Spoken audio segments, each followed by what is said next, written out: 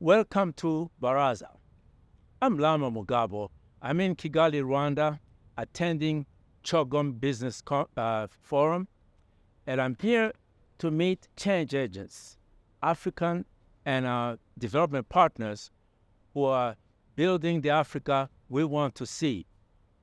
And here at Chogom, there's an opportunity to meet a lot of people, and we have been fortunate to meet amazing Africans who really are transforming the future of Africa. So today I'm meeting Dereke Tata, who is a cybersecurity expert, and he's sharing his story about how he started into this job and what he's doing and the changes he's making along the way. Thank you. So tell us your name and what you do. All right. My name is Tata. My name is Tata Dereke. I'm a penetration tester. I'm going to explain that, by the way. I'm a cybersecurity engineer. I'm a trainer. I train people on how to protect the IT infrastructure. I equally train some students on how to help companies protect the IT infrastructure. Yeah, so I teach in the university. At the university, I teach masters in vulnerability assessment and penetration testing. I am a Cameroonian. Tell us about how you got to this work. Okay, my story is very funny. Back in school, I studied what we call in Cameroon A1, history, literature, and French. So I love technology, but I didn't know how to go about it. So what pushed me into security, my aunt, my mother's sister, had to give me some money, and she got scammed the money she had to give me. So I was like, I need to get who did this. That's how I started some personal investigation, and I had to perfect my skills by getting certifications. So I got certified in forensic investigation by the U.S. Department of Defense, and I have a certification in ethical hacking, the CH by EC Council, based in the U.S., and a lot more. So getting into cybersecurity, I realized that most people have physical security. For instance, before you sleep, you close your door, you close your windows, you make sure everywhere is closed. But we have people who live with more gadgets than the number of people they live with. We see someone, he has a smartphone, or let me say 2 smartphones. He has a tablet, he has a laptop, he has a smartwatch, he has CCTV cameras connected to the internet, but he doesn't care about the security of those things. And that's how you could be accessed. Someone can get access to your private life through the gadgets you have with you. So I make sure I help people how to protect themselves from external attackers, those cyber criminals, and how to behave whenever they come online.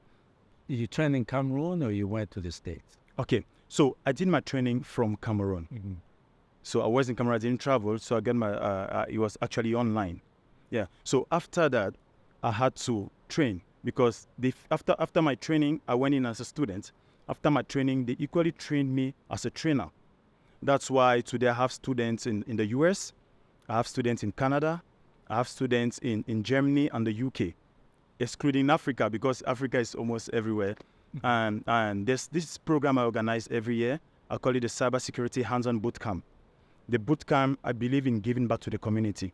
So I take a group of young people who are passionate about security. So I take about 50 people and I train them for free because I believe in a secure cyberspace. So like I always say this, that this is going to be a third world war. It's not going to be a war of arms. It's going to be a cyber war because I can easily hit someone from my house. Absolutely. I can empty your account from my house. Absolutely. And so on. Yeah. So that's why I believe in securing the cyberspace. And so I call myself a cyber warrior or a cyber police. Yeah. And how many people have you trained so far? So far, excluding the university, those I've trained personally, I have about 300 people around the world that are benefiting from my training. And in Cameroon, do you do training of trainers or you just one-on-one direct? Exactly. I do training of trainers. So I believe in the fact that knowledge should be transferred. So I can't be the only person training. So once I train you and I see some skills in you, leadership skills in you, I take you on a different journey on how you can transform that leadership into a trainer. Yeah. Now, doing cyber work, online training, how much internet penetration do you have in Cameroon? Is that requirement? Because yesterday you're talking about offline. Tell us about that. Exactly. So there's one thing. We have what we call the offline life and the online life. You always need to be able to cut across those two. Whatever you do offline must not always reflect what you do online, and vice versa. So I will take a simple example. For me to hack you, like to get access to your private data, I need you to trust me. Hacking is based on trust. The moment you trust me, you're vulnerable. So what we basically do is we do a lot of information gathering, what is known as how do you call it? Social engineering. It's not social engineering. So what you post online, let me tell you how dangerous that can be. So for those who post status, you come on your status on WhatsApp, you post, you say, oh, all right, I'm with my mom. My mom is my everything. Dad, I wish you were here. You just told the world that your dad is no more. That's the first thing. Second day, you come, you say, hey, my elder sister is like my elder brother because she's all God gave me. Now I understand you have an elder sister, you don't have an elder brother. Then the last day you bring a little boy, you say, this is our Benjamin. You touch him, you have to deal with the whole family. Now you just give me your family tree. I know you have a mom, you have an elder sister, you have a younger brother, but your father is dead. Now that information alone could make you trust me that I know you when I don't know you. And from there, that's where the plan starts. The phases of an attack, we start with information gathering. So if I gather a lot of information about you, that is it. So here's the problem. We're using social media, Facebook, Instagram. What should we do or what should we avoid doing to protect our identity and yet put the message out? That's a very good question. Never trust someone you meet online. No matter what he tells you, never trust someone you meet online. Now, we have what we call identity theft. Identity theft is the worst kind of crime that we can find, especially in Africa. So, I just need to say I'm you, and I bring some little elements of truth. For instance, your ID card, something that can be done. So, if I am able to convince someone that I am you, he can give me some information that he will normally give it to you, and I get the information. That's the first thing.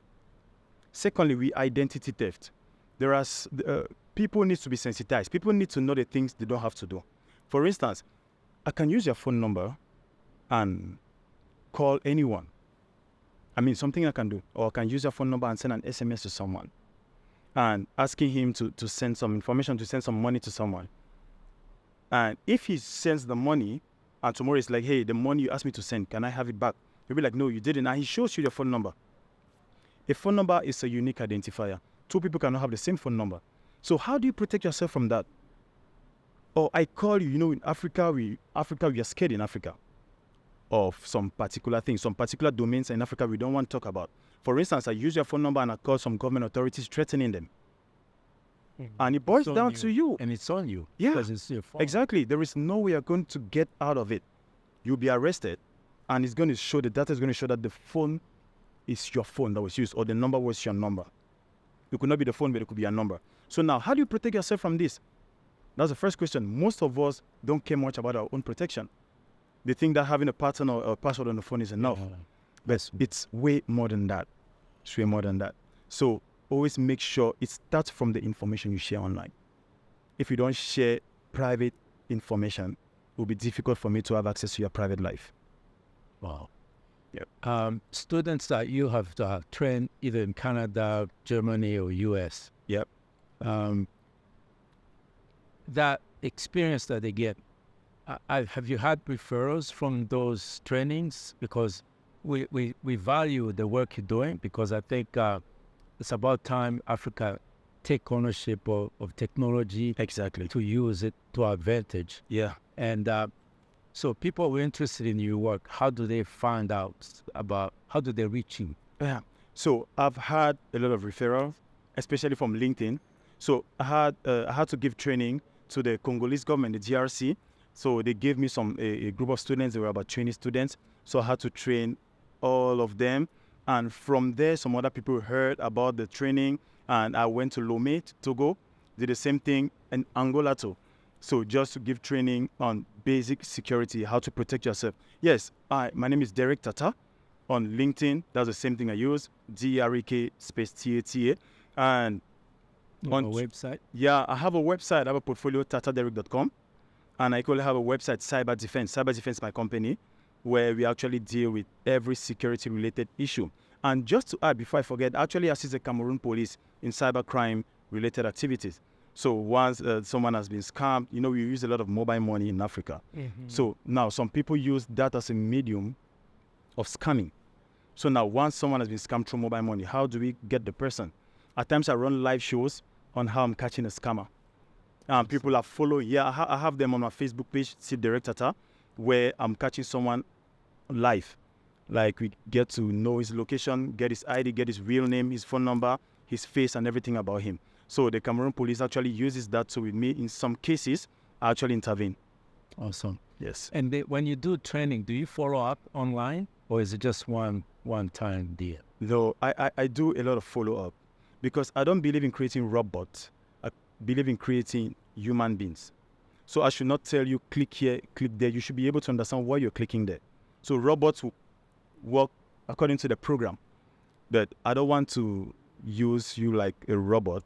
Okay. I want you to use your brain. So I do a lot of follow-up, and I give you tasks every day. And I even forgot. So there's this community, Women in Cybersecurity.